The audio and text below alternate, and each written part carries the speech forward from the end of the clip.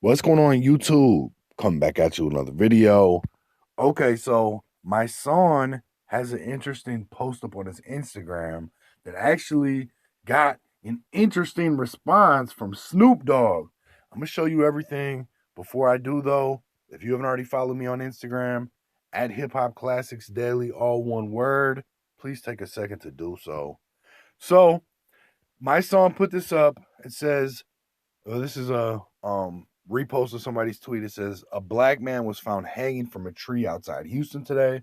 That's 5 black men hung around the country in a week, all ruled suicide.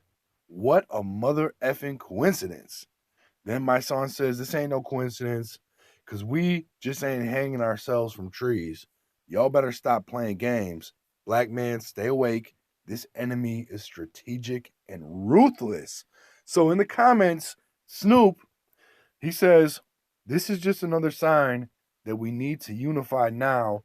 Bloods, Crips, and all street soldiers. So Snoop Dogg making a very interesting comment. And to be honest with you, 100% I agree with Snoop Dogg. The time is now for gangs to turn from fighting each other and focus their attention on the system. There's so much power that lies in these different gangs if they were to just come together and unite for a better cause.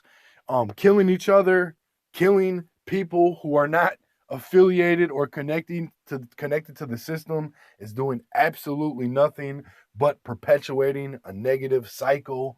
The cycle needs to be broken, and these OGs, in my opinion, need to figure out a way to, help unite these different street gangs. I know it's hard because there's a lot of revenge killing. People have been murdered, people have lost their lives fighting in these gang wars and things like that. Therefore, it makes it hard if you had a brother or a family member, somebody you love, murdered, and they were murdered by a rival gang. It's going to be hard for you to ever want to feel like you could come together with that gang based on what happened. The problem is, though, is that we are under attack from a much bigger enemy than each other, and we need to focus our attention on that enemy and stop what's happening. In order to do that, one of the main things, in my opinion, like Snoop is saying, is we need to unify not just Bloods and Crips, but all gangs, black, white, Mexican, whatever. All gangs, I feel like at this point, need to realize that there's much bigger fish to fry.